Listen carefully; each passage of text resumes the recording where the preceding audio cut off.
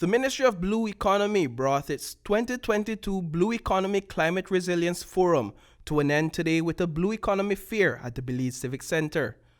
The fair featured booths from entrepreneurs and conservation groups that all play an integral role in building this blue sector.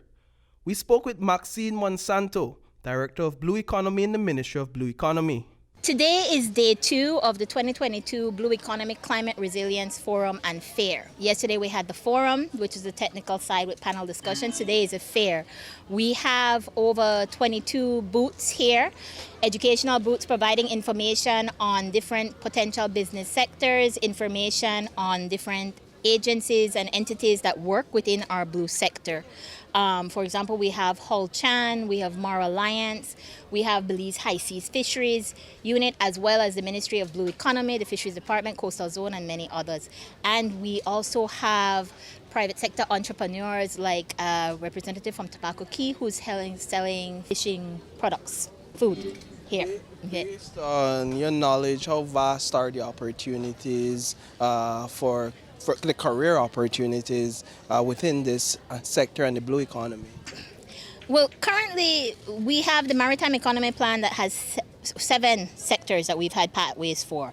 And we have traditional sectors, which is fishing, tourism, general mining and coastal development. And then we have potential opportunities in sectors that are emerging, doing research in marine, renewable energy, in deep silt fishing, in deep sea fishing, in moving further into developing specific products within the marine sector.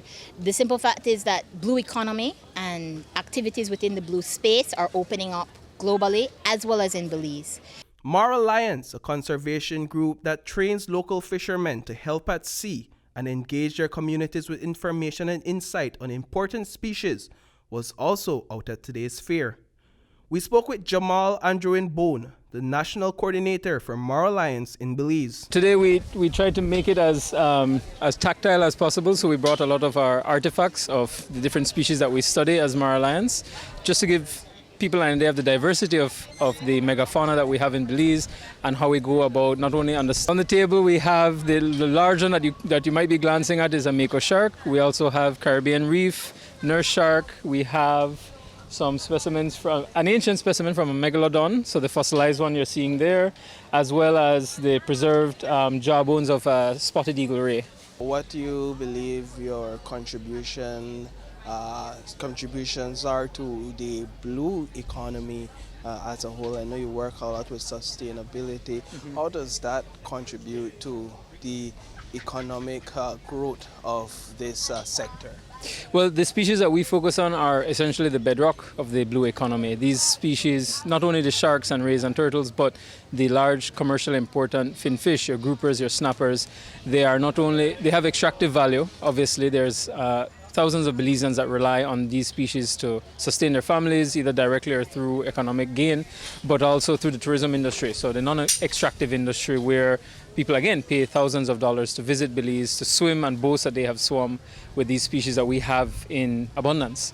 And speaking on extractive value, Margaret Vernon Roberto owns a small seafood business.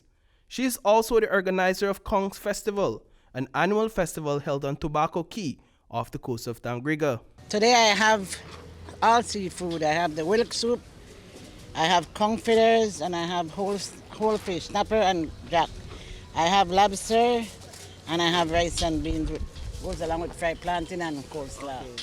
So give me a bit about your knowledge of the blue economy. Is that a term you're familiar with when you talk about blue economy? Not really. I'm trying to understand what they are making of it right now. What do you do with the finances? Is it something that supports your family? What do you do? Yeah, I have a big family, and I have a lot of grandchildren in high school, and my children.